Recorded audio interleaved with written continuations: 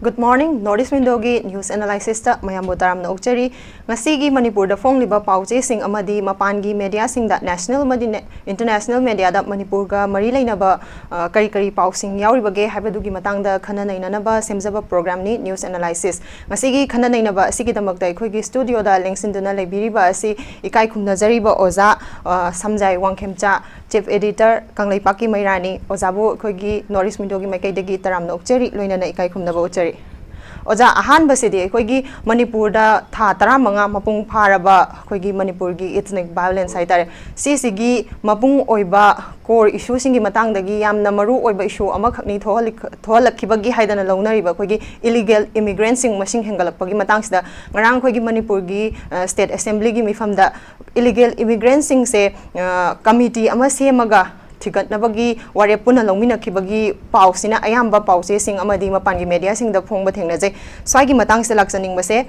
chatnaga daba illegal immigration gi law semsi haidana fungyar assembly constituency gi MLA leisio kaisingna pukhatpi rakhiba haidi ain kaina changsilakpa illegal immigrants sing sina nongmagi masing hengalakpagi sigumbagi problem se leirakpasina MLA sina phongdok pirakhiba wafam sigi matung ina chief minister koi Manipur gi chief minister na su ngarangi house da illegal immigrants sing sina ba Semna Bawarif se Loki Bani Aduga Sigi Warif Sida Kogi former CM Aduga opposition gi leader su Obiriba Okram Ibo Minasu Dum support Tokibagi Wafam Sulek Swagi Matang se si Yamna Paba Kongtang Amani Haina di Kanzai Ozagi Mod Kari Tambini Hapetang Tambioza.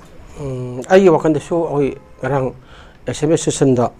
Okay Emerald show Gasson Pugalek Bakugi Golden Edition Mosul. So Yamatang Sai Yamatang Sai Dunamashida Kogi illegal immigration see now. Akogi tido akogi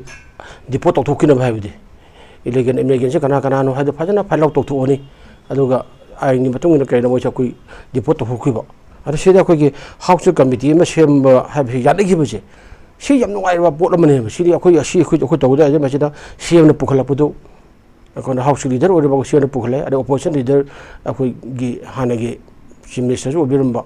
Yamba, or you will be support. She knew why. A Fobony Haviji.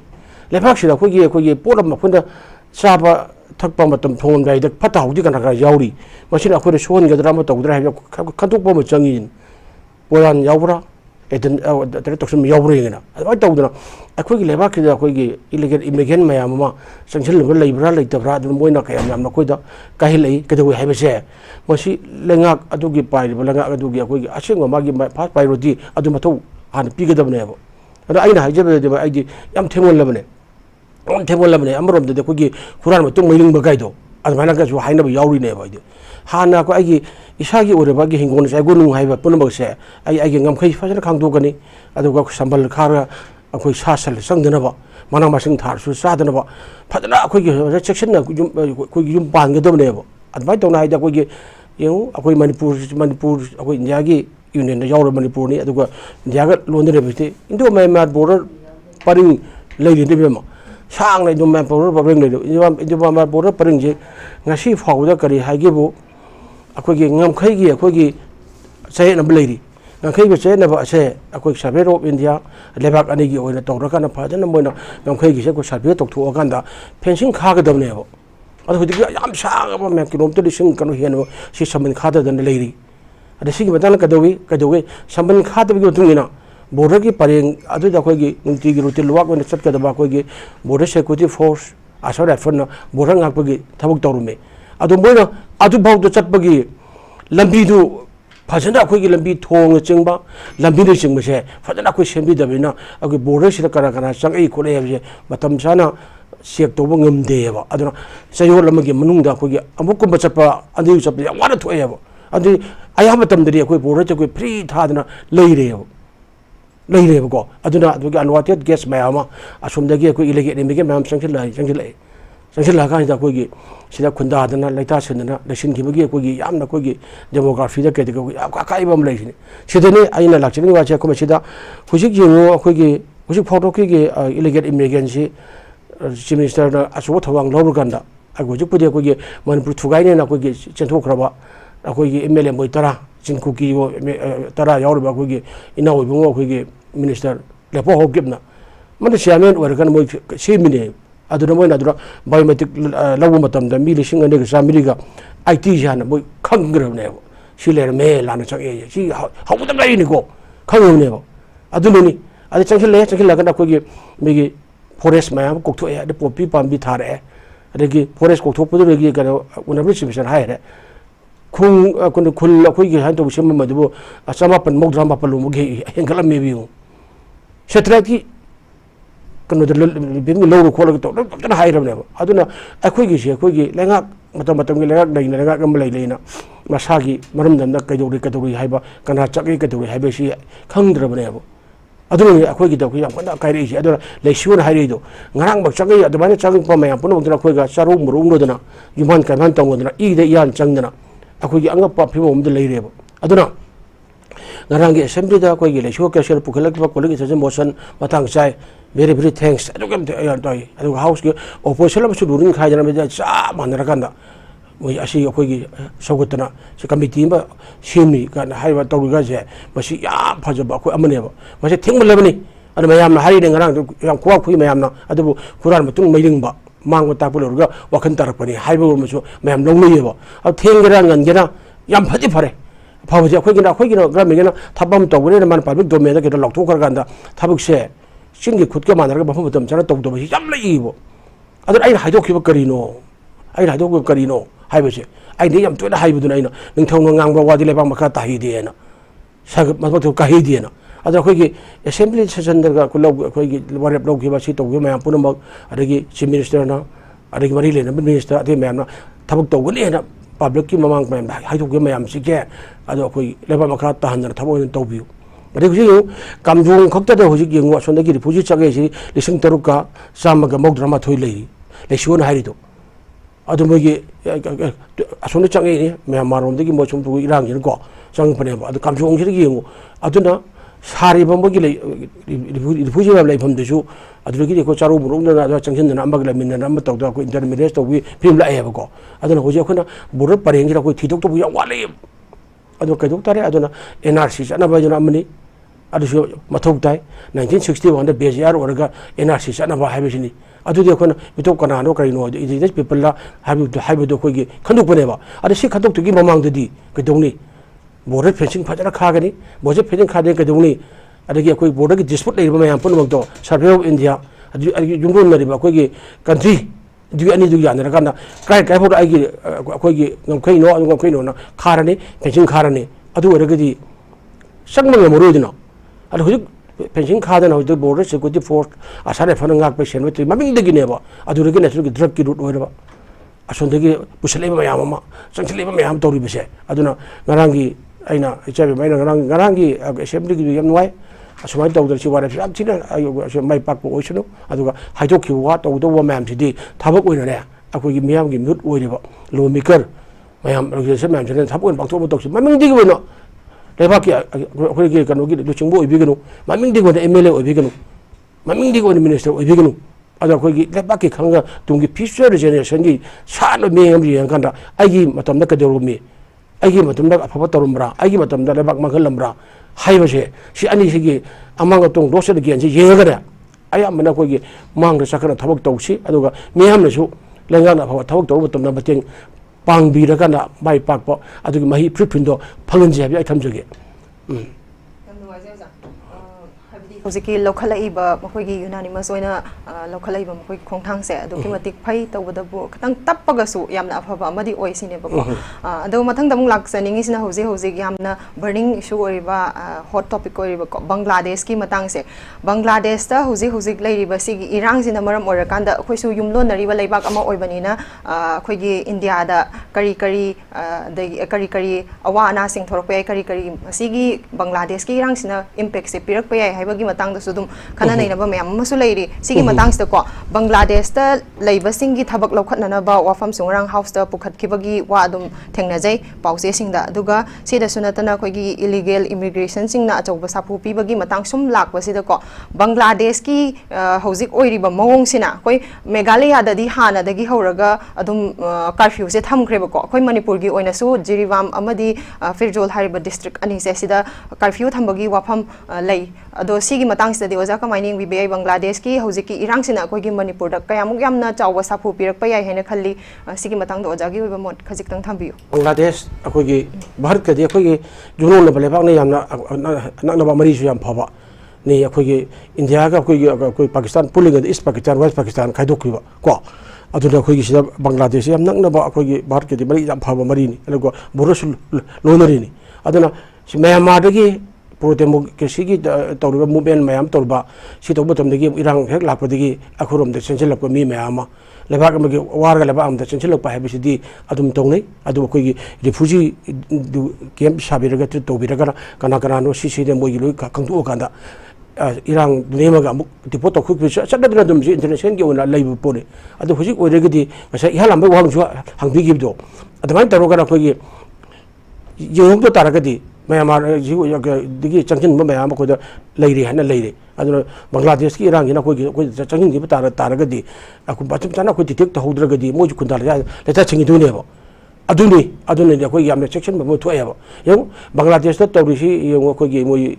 Freedom fighter मोगी लेंगांगना अदुबु लेंगा के थबक के love मतम सा 30% मोई खुदुजा पिगिने है अदुदी मसिदी अखोई अतोंग मोदले थोनबा अदे कुटपदा लेतोपैनाबा अदु मयादि आइ मै हौरिने हौरतने यौ मियाम यादे हरगदी यौ मियाम बांग्लादेश की मियाम यादे हरगदी मेगी प्राइम मिनिस्टर हसीना की यौ मागी ऑफिस का के मियाम पुनो तौरिमिना मसी यौ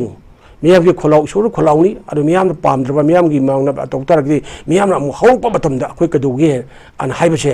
हौकिबा गुजुल आइतन दयौ without territorial limit haibdra jul aitan da thoba ko train pan sigribni adura kadoge esem bai saki same office kadogi odo hujuksu manipur gi oirba irang se manipur gi oirba lal se lotion ba phone ba thok tai ko gi tanglu da manipur ado karuma se lotion ngam tab taragadi bangladesh ki damai tawdam yam hawruktana akoi gi lenga ro gi mathak sida akoi gi aduda landar ro haibogi si yamna ko kiningai amo orine ba masi akoi ga lo khangbiyo ba aduga sai beno hangbiri madu da hujik lenga sidi ko prison adagi ko gi jiribam na chingma me bor ta na basi ko gi curfew thame ase ko gi lenga na tor bisi ko gi law and order ngak san ba ko gi to me am da ko section bada basi ko gi tahum thokune ai da tang chai na khale adana ko section batai adagi gi ko lebak amadi wa da chenjel laga chu laksa khu ko ju amad chenjel duni irang thodi अदु चेहल को missing दो फजन detect तौरगा को refugee तौर बन थंबिरगा ना मतम जना को डिपोट मु तो किदोंनेबा अदुना बांग्लादेश की ओरेबा फेमस हुजि ngara उत मी फराब सी सामबगी अदु युना अदगी हे मोइ मई थाबदा अदुरा मी कुनमरी र केनो मो यावरबने यु अदु मियाम दिने अदि एक लेपराइतन थोमजल लेबनेबा इरांग तौरिनबा अदुनी अदु मियाम यादबा थबक तगुमसी लेबाक मियाम द खोगी सिंगुमसी लेबाक मियाम जे कोइना सेन लेबा याबनी अरे मतम थेम यामने खनबिगनु अरे बांग्लादेश के दबाइनसु अखोई मणिपुर मियाम पुनम मियामने हौरगना करिगिरो चही मगा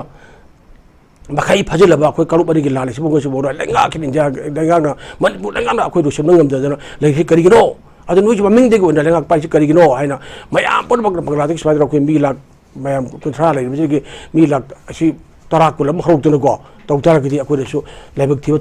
थोगनेबा अदुना बांग्लादेश के पराबो ओइबियु अदुगा Manipur लेंगांगना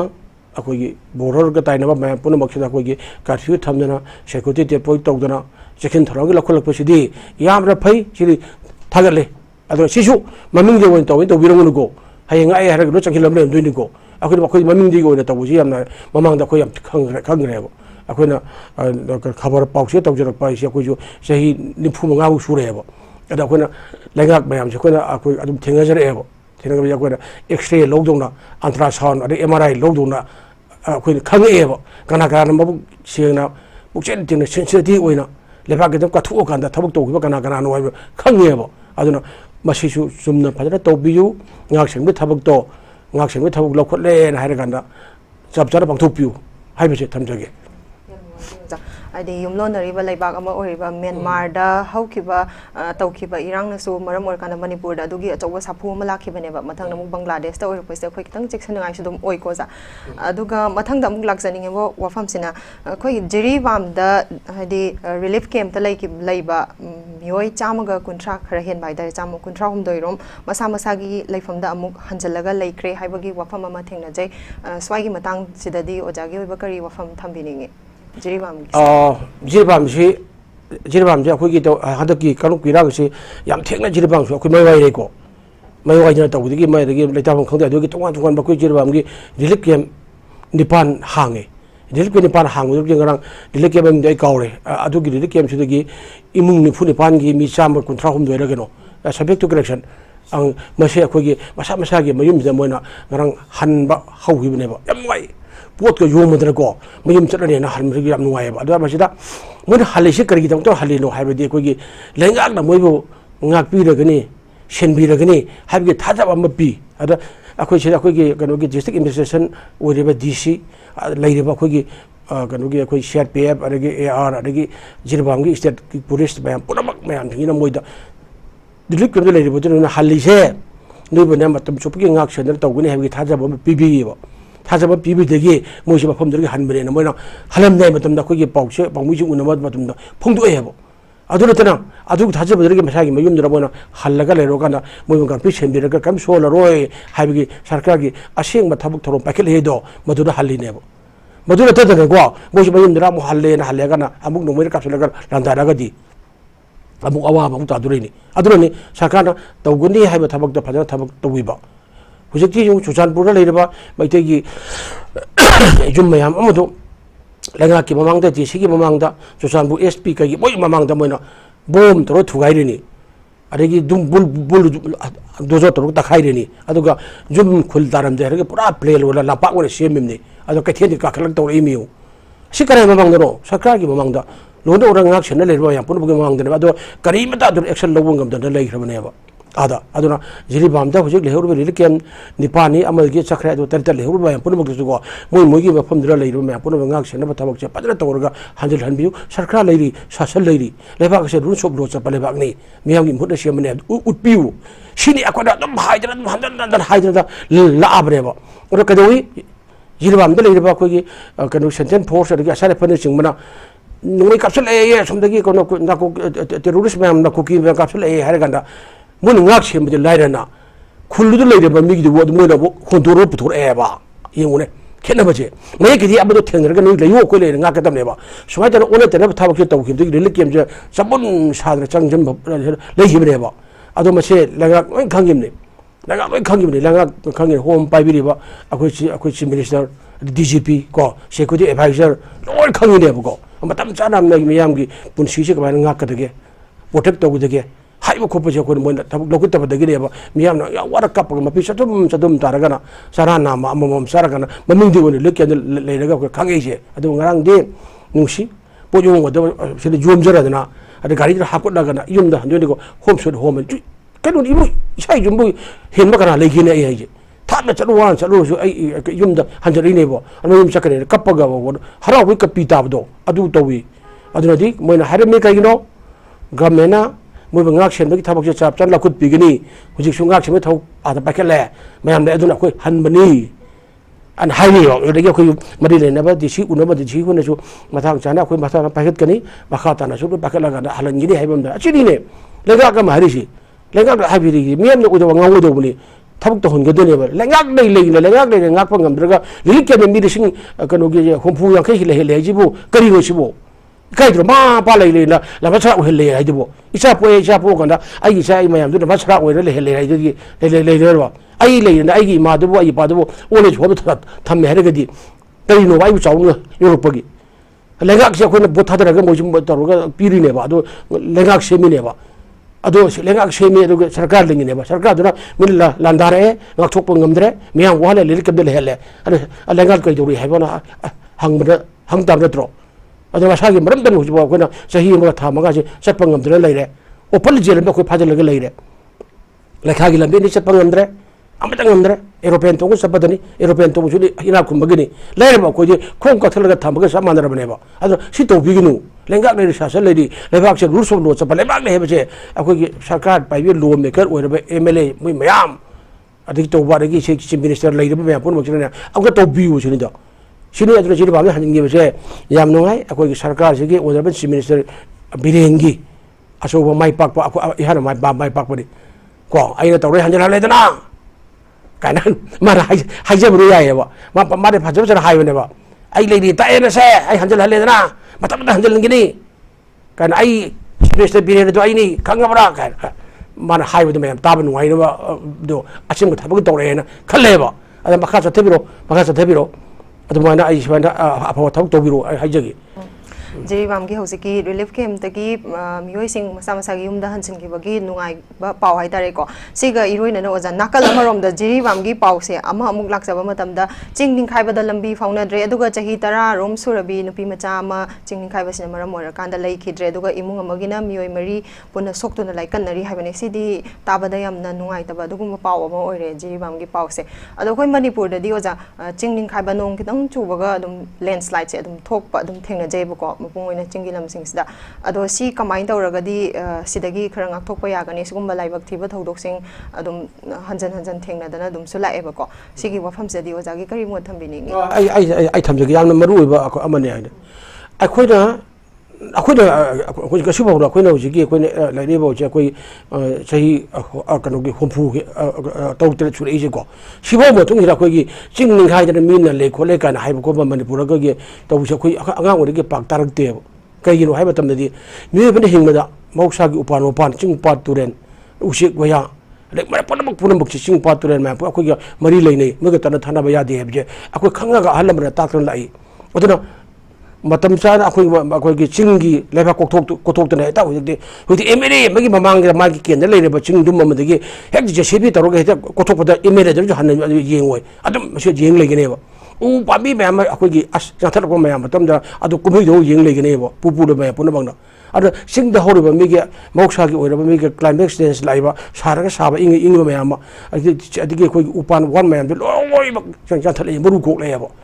muru ko pode gi akhoi moksai khan kai thare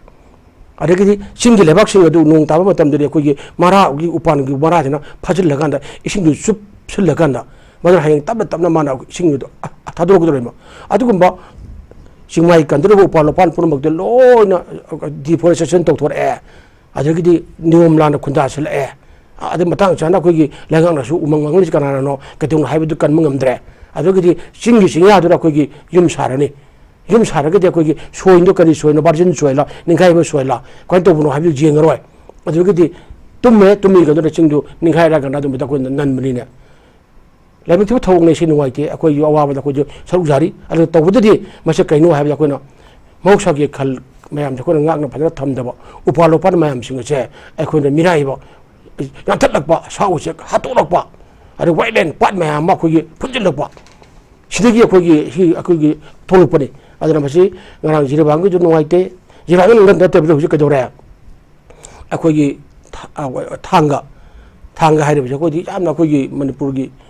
puwari akhoi gi siri yaw do leiraba ni tourist center mo oirba mafam mamani thanga ra su me gi sing ren slide ta no ching ni khai ba ko padagi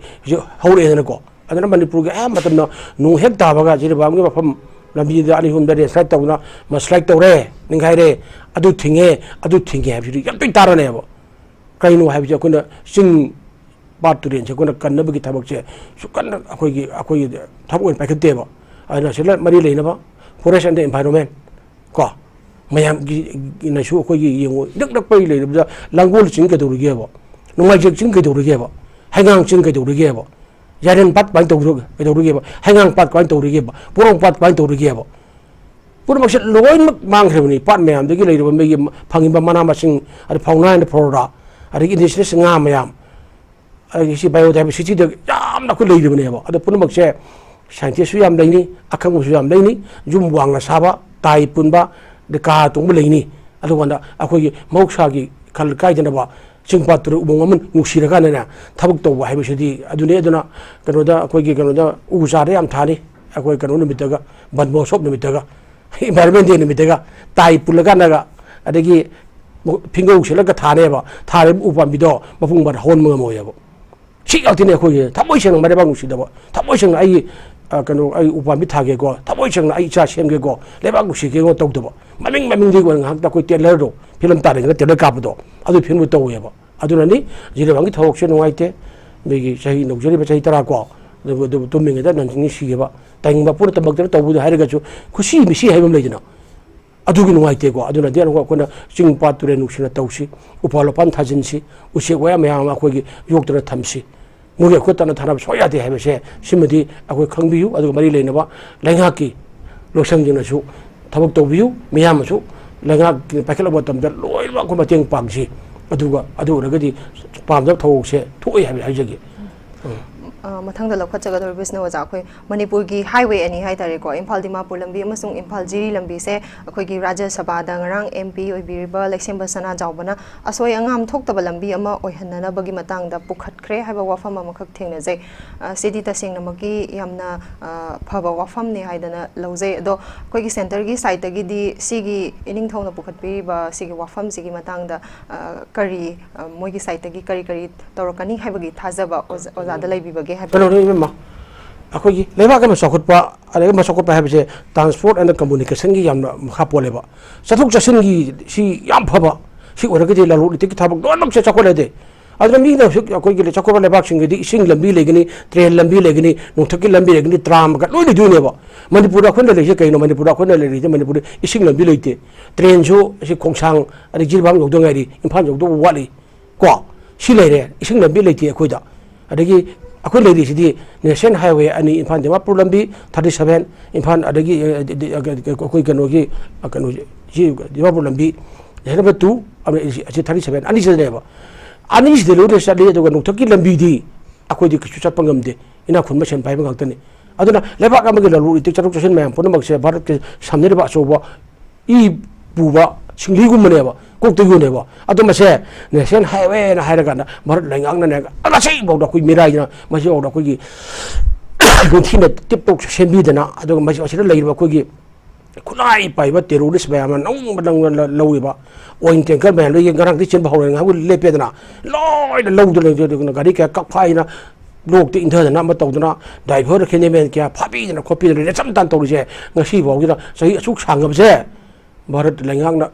karib da khar han sana yeng bi na protect to bi lai ba adu nation high protection force ning biu kana law khong lai ga si ba karim taw de ba adu ning han semester na jiri bam lambi de waina European taba yan gi ne he do European taba ya ba khari yaw da khar phatte wa de ne hai akoi European taba hai bi ko punu phan bu hai bi ne ba ai haksang bu ta khai phare si ta khai phatre de ma mi udu ro ba disable udu ne ba ai haksang ju khot o ji ye chi chi dare ai khot da de hai ga di adu jiri bam lambi bu apa ba de pura phan ga de ne pha ba de apa bu bati bati pha ba ya bra ba ara si mesel ma hai ba as a de mi plan taba ya ba yaw mi da Mati kerja land capacity tu buat dua gini, itu pun sekarang betul ni betul tu. Ada tahu dengan orang sahabat aku lagi lesem aku lagi ini tahu dia lesem macam mana jawab. Aku lagi ini tahu ni, orang dah lain pakai orang tahu bagi ini tahu ni, nung tam bagi simbol ni, aku jadi nusi jadi ni aku jadi minu boleh lain kan jadi ni. Ada bukti aku MP orang parti, bulu lagi aku tahu nama MP orang, ada MP mu orang mana, macam sahabat mana haji mana national highway se. Ani maksud national highway 37 Imphal Jirbam lambi national highway 2 Imphal Dimapur lambi se masi fadana akhugi sembi dina ngak sen na tawi ko bi na ma bukit ki beje ko ba khuningi adu no da han ju mana ko keno se ko gi ima ka ten je ji matang na ma taw do ya matang jan tawi aduna parliament sa na gadi date penser man da phamba para phadaba satra oibi gnu matang chana pukut pa ya phangagadi nari pak narin pukut lu na ko mean ba hai gi ne ba adu si MP lesem idong thuk chara jawa nung tambik simbol mara pukul ai do national highway asi gi ba pole ya yam thadni ngai ne ba adu par sarkar de mirai ni do ge simbi gi hari gan seng de ge do ge mi ising manu de mi ge kanu sem de lambi ba ba putak gi batak sare ba thong ba ko sang le lu me am de asi national highway ni ju sem ge ga ke chu le ban de ba ba da ngam ko taw to ne ba ha bi ma le ba Manipur se lakna ge habi gum dal ala ya badra Manipur na kam hay gam jodabo sini ai nei tam to hay jabne Delhi ke Gurgaon ke samne bati akoi nation highway der wo asal tong ne ꯑꯩꯈꯣꯏꯒꯤ national ꯍꯥꯏꯋꯦꯁꯦ ꯊꯝꯃꯣ ꯃꯣꯏ ꯊꯝꯕ꯭ꯔꯕ ꯃꯗꯨꯗ ꯇꯨꯃꯤꯠ ꯀꯥꯡꯄ ꯍꯦꯟꯕ ꯌꯥꯗꯦ ꯃꯣꯏꯅ ꯐꯖꯅ freely ꯆꯠꯍꯜꯂꯦꯕ ꯑꯗꯨꯅ ꯂꯩꯕꯥꯛ ꯑꯃ ꯆꯥꯎꯈꯠꯄ ꯍꯥꯏꯕꯗꯤ ꯆꯠꯊꯣꯛ ꯆꯠꯁꯤꯟ ꯇ꯭ꯔꯥꯟꯁꯄꯣꯔꯠ ꯑꯗ ꯀꯝꯃꯨꯅꯤꯀꯦꯁꯟꯒꯤ ꯃꯈꯥ ꯌꯥꯝꯅ ꯄꯣꯜꯂꯤ ꯑꯗꯨꯅ ꯑꯩꯈꯣꯏ ꯂꯥꯏꯐ ꯂꯥꯏꯟ ꯑꯣꯏꯔꯕ ꯑꯅꯤꯁꯤꯐꯥꯎ ꯂꯝꯕꯤ ꯑꯅꯤ ꯐꯥꯎꯕꯗ ꯐꯖꯅ ꯁꯦꯝꯕ ꯉꯝꯗꯕ ꯂꯨꯠ ꯇꯧꯔꯤꯕ ꯃꯌꯥꯝ ꯑꯃ ꯒꯟ ꯀꯜꯆꯔꯗ ꯁꯦꯟ ꯈꯥꯏꯔꯤꯕ ꯃꯌꯥꯝ ꯑꯃ ꯇꯧꯔꯤꯕ ꯃꯌꯥꯝꯁꯨ ꯐꯥꯗꯣꯛꯄ ꯉꯝꯗꯦ ꯑꯗꯨꯅ ꯑꯗꯨ ꯆꯞ ꯆꯥꯅ ꯃꯗꯨꯒꯤ ꯏꯅꯤꯡꯊꯧ ꯂꯩꯁꯦꯝꯕ ꯁꯅꯥꯖꯥꯎꯕ ꯑꯩꯈꯣꯏꯒꯤꯗꯤ ꯅꯤꯡꯇꯝꯕꯒꯤ ꯁꯤꯝꯕꯣꯜ ꯑꯣꯏꯖꯔꯤꯕ ꯅꯪꯒꯥꯅ ꯃꯥꯒꯤ ꯔꯥꯖ꯭ꯌ ꯁꯚꯥꯒꯤꯗ ꯃꯥꯅ ꯍꯥꯏꯈꯤꯕꯁꯦ ꯌꯥꯝ ꯑꯩ ꯃꯇꯥꯡ ꯆꯥꯏ ꯅꯨꯡꯉꯥꯏ ꯍꯥꯏꯈꯤꯕ ꯄꯨꯝꯅꯃꯛ ꯋꯥꯁꯦ ꯑꯁꯤꯁꯨ ꯊꯞ ꯑꯣꯏꯅ ꯄꯥꯡꯊꯣꯛꯅꯕꯅꯦ ꯃꯈꯥ ꯇꯥꯅ ꯑꯩꯈꯣꯏ ꯁꯦꯟꯇ꯭ꯔꯦꯜ ꯒꯣꯔꯃꯦꯟ ꯑꯩꯈꯣꯏ ꯄ꯭ꯔꯦꯁꯔ ꯄꯤꯕ ꯇꯥꯏ ꯑꯗꯨ ꯅꯠꯇ꯭ꯔꯒꯗꯤ ꯑꯩꯈꯣꯏ ꯃꯅꯤꯄꯨꯔꯗ ꯂꯩꯔꯤꯕ ꯃꯤꯁꯤꯡꯁꯦ ꯄꯨꯔꯥ ꯐꯥꯖꯤꯜꯂꯒ ꯀꯣꯔ ꯈꯥꯗꯕ ꯊꯝꯕ ꯑꯩꯈꯣꯏ ꯚꯥꯔꯠꯀꯤꯗꯒꯤ ꯈꯔ ꯄꯨꯁꯤꯜꯂꯒ ꯆꯥꯕ ꯃꯣꯏꯒꯤ ꯄꯣꯠ ꯈꯔ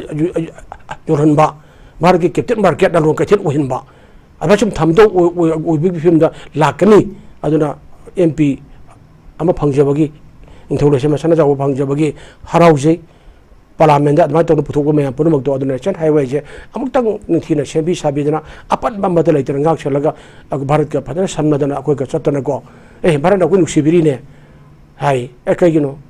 ꯂꯝꯕꯤ ꯊꯣꯡ ꯐꯖꯅ ꯁꯦꯝꯃꯤ ꯑꯄꯟꯕ ꯂꯩꯇꯦ ꯇ꯭ꯔꯦꯟꯁꯨ ꯏꯝꯐꯥꯜ ꯌꯧꯁꯤꯜꯂꯛꯑꯅꯤ ꯍꯥꯏꯔꯦ ꯑꯗꯨꯕꯨꯗꯤ ꯑꯩꯈꯣꯏ ꯐꯖꯅ ꯚꯥꯔꯠꯀꯤ ꯑꯩꯈꯣꯏ ꯇꯤꯛ ꯇꯧꯅ ꯆꯠꯊꯣꯛ ꯇꯧꯅ ꯆꯥꯎꯈꯠꯇꯣꯔꯤꯅꯤꯅ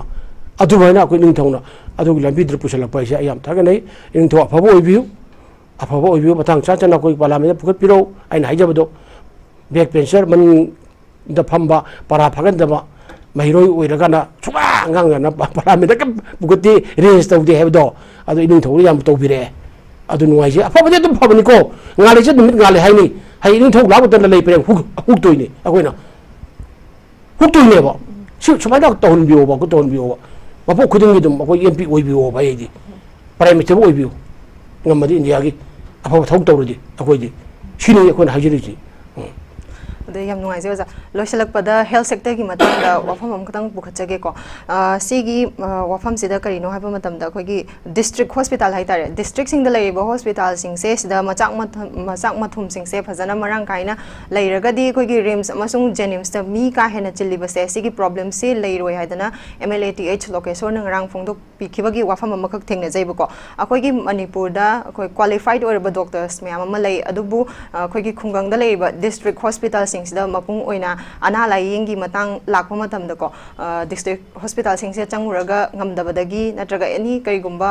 ꯃꯔꯝ ꯑꯃ ꯂꯩꯕꯗꯒꯤ ꯔꯤꯝꯁ ꯅꯠꯇ꯭ꯔꯒ ꯖꯦꯅꯤꯝꯁꯇ ꯍꯦꯛ ꯔꯤꯐꯔ ꯇꯧꯔꯛꯄꯒꯨꯝꯕ ꯑꯗꯨꯝ ꯌꯥꯎꯋꯦ ꯁꯤꯒꯤ ꯃꯇꯥꯡ ꯂꯥꯛꯄ ꯃꯇꯝꯗ ꯑꯩꯈꯣꯏꯒꯤ MLA TH ꯂꯣꯀꯦꯁꯣꯔꯅ ꯗꯤꯁꯇ꯭ꯔꯤꯛ ꯍꯣꯁꯄꯤꯇꯥꯜꯁꯤꯡꯁꯤꯗ ꯃꯔꯤ ꯂꯩꯅꯕ ꯗꯔꯀꯥꯔ ꯑꯣꯏꯕ ꯏꯀ꯭ꯋꯤꯞꯃꯦꯟꯁꯤꯡꯁꯦ ꯌꯦꯡꯁꯤꯟꯕꯤꯔꯒꯗꯤ ꯍꯥꯞꯄꯤꯔꯒꯗꯤ ꯔꯤꯝꯁ ꯑꯃꯁꯨꯡ ꯖꯦꯅꯤꯝꯁꯇ ꯀꯥ ꯍꯦꯟꯅ ꯃꯤ ꯆꯤꯜꯂꯣꯏꯅ ꯍꯥꯏꯕꯅꯤ ꯑꯗꯣ ꯁꯤꯗ ꯌꯦꯡꯁꯤꯟꯕ ꯋꯥꯠꯄꯒꯤ ꯃꯃꯤ ꯑꯃ ꯇꯥꯏ ꯍꯥꯏꯗꯅ MLAꯒꯤ ꯋꯥꯐꯝꯁꯤꯗꯁꯨ ꯑꯗꯨꯝ ꯌꯥꯎꯔꯤ ꯁꯤꯒꯤ ꯃꯇꯥꯡ ꯍꯦꯜꯊ ꯁꯦꯛꯇꯔ ꯍꯥꯏꯁꯤꯗꯤ ꯑꯣꯖꯥ ꯌꯥꯝꯅ ꯃꯔꯨꯑꯣꯏꯕ ꯁꯦꯛꯇꯔ ꯑꯃꯈꯛꯅꯦꯅꯁꯨ ꯂꯧꯖꯩ ꯁꯤ ꯀꯃꯥꯏꯅ ꯌꯦꯡꯕꯤꯕ ꯌꯥꯏ ꯉꯔꯥꯡ ꯑꯩꯈꯣꯏꯒꯤ MLA ꯑꯣꯄꯣꯖꯤꯁꯟꯒꯤ MLA ꯑꯩꯈꯣꯏ ꯂꯣꯀꯦꯁꯣꯔꯅꯁꯨ ꯇꯧꯕꯤꯔꯤꯕꯗꯣ ꯑꯗꯨꯁꯨ ꯑꯩ ꯌꯥꯝ ꯊꯥꯒꯠꯆꯩ ꯃꯇꯥꯡ ꯆꯥꯏ ꯑꯩꯈꯣꯏꯒꯤ ꯀꯩꯅꯣꯅꯤ ꯃꯤꯑꯣꯏꯕꯅ ꯍꯤꯡꯉꯤꯁꯤꯗ ꯑꯩꯈꯣꯏ ꯍꯦꯜꯊ ꯁꯦꯛꯇꯔꯁꯦ ꯌꯥꯝ ꯃꯔꯨ ꯑꯣꯏꯕꯅꯤꯅ ꯑꯩꯈꯣꯏꯒꯤ ꯑꯅꯥ ꯂꯥꯏꯌꯦꯡꯕ ꯍꯦꯜꯊ ꯁꯦꯛꯇꯔꯗ ꯇꯤꯛ ꯇꯤꯛ ꯂꯥꯎꯕ ꯑꯩꯈꯣꯏꯒꯤ ꯁꯤꯗꯒꯤ ꯍꯦꯜꯊꯤ ꯁꯣꯁꯥꯏꯇꯤ ꯑꯃ ꯑꯣꯏꯖ ꯇꯥꯔꯒꯗꯤ ꯀꯃꯥꯏꯅ ꯇꯧꯗꯅ ꯂꯩꯕꯥꯛꯇ ꯐꯗꯣꯏꯅꯣꯕ ꯃꯁꯥ ꯃꯎ ꯐꯕ ꯃꯥꯏꯄꯥꯛ ꯅꯨꯡꯁꯤꯕ ꯇꯨꯡꯒꯤ ꯈꯟꯕ ꯑꯗꯨꯝꯕ ꯃꯤ ꯃꯌꯥꯝ ꯄꯨꯟꯅ ꯂꯩꯔꯀꯥꯟꯗ ꯑꯩꯈꯣꯏꯒꯤ ꯐꯗꯣꯏꯅꯦꯕ ꯑꯗꯣ ꯍꯛꯆꯥꯡ ꯐꯠꯇ꯭ꯔꯒꯤ ꯂꯣꯏꯔꯦ ꯑꯗꯣ ꯑꯍꯜ ꯂꯃꯟ ꯍꯛꯆꯥꯡ ꯐꯕꯅ ꯂꯟꯅꯤ ꯀꯣꯏꯗꯣꯏꯅꯦꯕ ꯑꯗꯣ ꯅꯥꯔꯛ ꯌꯦꯛꯂꯛꯄ ꯃꯇꯝꯗ ꯑꯩꯈꯣꯏꯒꯤ ꯂꯥꯏꯌꯦꯡꯕꯒꯤꯗꯃꯛꯇ ꯍꯣꯁꯄꯤꯇꯥꯜ ꯍꯥꯏꯅ ꯑꯅꯥ ꯂꯥꯏꯌꯦꯡ ꯁꯪ ꯂꯩꯔꯤ ꯑꯗ community health centre primary health centre sub centre ꯃꯌꯥꯝ ꯂꯩꯔꯤ ꯍꯥꯡꯉꯤꯕ ꯃꯌꯥꯝꯁꯤ ꯍꯥꯡꯉꯤ ꯂꯩꯐꯝ ꯊꯣꯛꯄ ꯏꯟꯐ꯭ꯔꯥꯁ꯭ꯇ꯭ꯔꯛꯆꯔ ꯂꯩꯐꯝ ꯊꯣꯛꯄ ꯗꯥꯛꯇꯔ ꯑꯗꯒꯤ ꯅꯔꯁ ꯏꯀ꯭ꯋꯤꯞꯃꯦꯟ ꯑꯗꯒꯤ ꯗꯥꯛꯇꯔꯁꯤꯡ ꯃꯌꯥꯝꯗꯨꯅ ꯑꯥꯗ ꯄꯣꯁꯇꯤꯡ ꯇꯥ ꯂꯩꯔꯒꯁꯨ ꯃꯣꯏꯒꯤ ꯂꯩꯅꯕ ꯀ꯭ꯋꯥꯔꯇꯔ ꯅꯨꯡꯗꯔ ꯂꯝꯕꯤ ꯊꯣꯡ ꯃꯩ ꯏꯁꯤꯡ ꯅꯨꯡꯒꯤ ꯄꯨꯝꯅꯃꯛꯁꯦ ꯂꯩꯔꯕ꯭ꯔꯥ ꯍꯥꯏꯕ ꯁꯤ ꯑꯃꯠꯇ ꯂꯩꯇꯕꯅ ꯌꯥꯝ ꯑꯣꯏꯔꯤꯕ ꯁꯤ ꯃꯃꯤꯡꯗꯒꯤ ꯑꯣꯏꯅ ꯀꯝꯃꯨꯅꯤꯇꯤ ꯍꯦꯜꯊ ꯁꯦꯟꯇꯔ ꯊꯝꯃꯦ ꯑꯗꯨꯒꯤꯗꯤ ꯅꯔꯁ ꯂꯩꯔꯝꯃꯅꯤ ꯑꯗꯒꯤ ꯂꯁꯤꯟ ꯐꯥꯎ ꯑꯩꯈꯣꯏꯒꯤ ꯀꯥꯞꯅꯕ ꯁꯦꯔꯤꯟ ꯐꯥꯎ ꯂꯩꯔꯅꯨ ꯑꯗꯒꯤ ꯗꯥꯛꯇꯔ ꯃꯔꯥꯡ ꯀꯥꯏꯅ ꯂꯩꯔꯅꯨ ꯑꯗꯨ ꯁꯨꯝꯕ ꯉꯥꯛꯇꯅ ꯑꯩꯈꯣꯏ ꯃꯅꯤꯄꯨꯔ ꯂꯩꯔꯦꯕ ꯍꯦꯛꯇ ꯌꯦꯡꯕꯤꯌꯨꯅꯦ ꯍꯧꯖꯤꯛ ꯒꯚꯔꯟꯃꯦꯟꯠꯅ ꯍꯧꯖꯤꯛ ꯂꯧꯁꯤꯟꯈ꯭ꯔꯕ ꯑꯩꯈꯣꯏ ꯖꯦꯟ ꯍꯣꯁꯄꯤꯇꯥꯜꯁꯦ ꯁꯤꯐꯥꯎꯗ ꯀꯩꯗꯧꯕ ꯌꯦꯡꯉꯨꯁꯦ ꯂꯁꯤꯟ ꯐꯥꯎ ꯂꯩꯔꯝꯅꯤ ꯁꯤꯗ ꯕꯦꯟꯗꯦꯖ ꯐꯥꯎ ꯑꯩꯈꯣꯏꯅ ꯂꯩꯔꯕꯅꯤ ꯁꯤ ꯌꯦꯡꯉꯨꯕꯁꯦ ꯄꯨꯔꯥ ꯁꯂꯥꯛ ꯆꯥꯔꯕꯅꯦꯕ ꯁꯤ ꯔꯤꯒꯨꯂꯔ ꯗꯥꯏꯔꯦꯛꯇꯔ ꯐꯖꯕ ꯗꯥꯏꯔꯦꯛꯇꯔ ꯑꯃ ꯃꯥꯒꯤ ꯌꯥꯕ ꯑꯥꯏꯟ ꯑꯗꯨ ꯍꯥꯞꯄ ꯉꯝꯗꯅ ꯁꯂꯥꯛ ꯁꯥꯗꯅ ꯑꯩꯈꯣꯏꯒꯤ ꯂꯩꯔꯤꯕꯅꯦꯕ ꯑꯗꯨꯅ ꯃꯁꯤꯒꯤ ꯃꯇꯥꯡꯁꯤꯗ ꯑꯩꯈꯣꯏꯒ ꯂꯩꯉꯥꯛꯅ ꯌꯥꯝꯅ ꯃꯤꯠꯌꯦꯡ ꯆꯪꯕꯤꯒꯗꯕꯅꯦꯕꯀꯣ ꯑꯗꯨꯅ ꯃꯁꯤ community health centre sub centre primary health sub centre ꯃꯌꯥꯝ ꯂꯩꯔꯤꯕ ꯃꯌꯥꯝ ꯄꯨꯝꯅꯃꯛꯁꯦ ꯐꯖꯅ ꯐꯨꯜꯐꯤꯜ ꯇꯧꯗꯅ ꯃꯥꯅ ꯃꯥꯒꯤ ꯂꯩꯐꯝ ꯊꯣꯛꯄ ꯃꯥꯒꯤ infrastructure adagi doctor nurse equipment x-ray kap ki harasu ultrasound ta loge harasu leitaba jirbang prasana sari ni jirbam ji एक्सेल कापा मशीन यादे अल्ट्रासाउंड लौनब लेते डॉक्टर मसिंग सुना लेते जिरवाम वारी अदो काई चली सिलचर मेडिकल कॉलेज चली सेंटिंगना अदगी कितंग तौब तम अखोई मणिपुर जु कितंग चिंग दिगी तंफार हाइदोकी मतमदा अना एक जाव चिंग दे यावदा अंगांग उनबा असोना दे हो सगाई सार पु उरंग दे जाबा सगाई सार पुथर इनि यंगो बेने मो जु ले दबा होपस्तान दो दो जिंग बना सगाई सारगा सितान पुर इनि बेंगो कनाई ममांगदा मणिपुर की हेल्थ मिनिस्टर की ममांगदा चीफ मिनिस्टर की ममांगदा मैमान उर इनेबा health sector kan togi private hospital bodi yam phare private hospital yam nusi hore adi private hospital di ko gi sen di kha changi dana ko la ko gi below poverty line lai panghe ma khale mem la ko jing ngam de ba ko manipur private hospital di yam phare bane ba si myanmar da gi bangladesh gi phone si ko gi medical tourism da ko si hospital da kari da mya por si jing lai ni sap sap ko jing lai ne ba phari ne ba हुजिसु रमा तौरीने को अदना MLA लो question पुके पेरेबा अदु याम फजबा कनोनी health sector दा अदु को हक्सांग फत्रबा तिजं काजिंद्र लैरबा खुनाइ ओरगदे फरवाय अदना हक्सांग फरे दोंगी डॉक्टर बयाम को तक तमनरीसे डॉक्टर तमनरीबा नर्स तमनरीबा मरी लेनबा कोई मतोई बा करिगिनो हादि अकोई मिमी बेसे कनगे अना लायेंगे अदुगिने ना लाइनेबा अदुम अना लायेंगे फजना लायेंसी अदुम लाय अना लायेंगे काय तौनी हॉस्पिटल अमा लेगनेबा मकोल अमा लेजोंना अदुग लेबा हॉस्पिटल दो अफबा अखोगी सोइदबा इंफ्रास्ट्रक्चर फजना फुनफुट तौब लेबा अमु ओरगदि लाइंग खुदों चाबा फंगनेबा अदु नतन ममिंग दि गोइना साइन बोर्ड सजल कम्युनिटी हेल्थ सेंटर अदु ममिंग सजल लगांदा थम्बदुदि अखोई कानदि अदुने मसिदा अखोई मियंग संबियु अदुना लाइंगांग लौसुम गिबा अखोगी जेनिम हॉस्पिटल मर कांगकों साइरे अदुदि कमन तौ हेल्थ सेक्टर करिनो इंपोर्टेंट पिरिसे सिनी अना हाइजरेबा अपिन तौजरेबा मजे अदुना असेंबली में फम लाई फमरी असेंबली में फम याउरा कोलिंग एसेशन मोशन पुगतपा याबा अदगी अखोई सिदा वांग पखुम तौबु याबा तौबिरेबा मैम पुनमक जे अखोई थागत चेयेबा अखोई याम वारे अनाय लाइरेंग फंगदना वारे बोजिसे लेंगा की होपसान ना लाइरेंग फंगदे याबोजि सिनी अदमा सिनी फानबिउ हेक्सेटर पुंग संबिउ अदोगा मणिपुर की लोजी लोया पेरे फेरी द लेरबा की मैम पुन चिंगतम लेरबा लंगा की मखा द लेरबा हॉस्पिटल मैम मजम सिंग जे लोय द फालगने मियाम ना लाइंग फंगन बिउ सटब लंबी अदु यो फंगन बिउ मई फंगन बिउ इसिंग फंगन बिउ अदर पोस्टिंग तागदरबा डॉक्टर नर्स अदगी मरी लेनबा स्टाफ पुनमना लेनबा क्वार्टर गादो फजना कोई सेंबिरगाना थंबियोबा अदु रगदि लोनबक हिरम खुदिमक अना लायंग द माई पाक यंग ngंगनेबा आई हाइजगेबा होय वालीबसिंग से मपुंग फाना फजना येंगसलनिंगबगे अपामबदुने ओजाना फोंदोकपिबसे याम नुंगाइजे ओजा ओजाना ngasi चिल्लबा मतम क्या काइथोकपिरगा खुगी खना नैनबसिबु मपुंग फानबिबगी दमक ओजाबु हनहना थागतचरी ngasi gi ओइनादि न्यूज एनालिसिस मीडियम ताबिरिबा खुदिंगमकु बेनिटा टेक्समना अमका हना खुरुमजरी।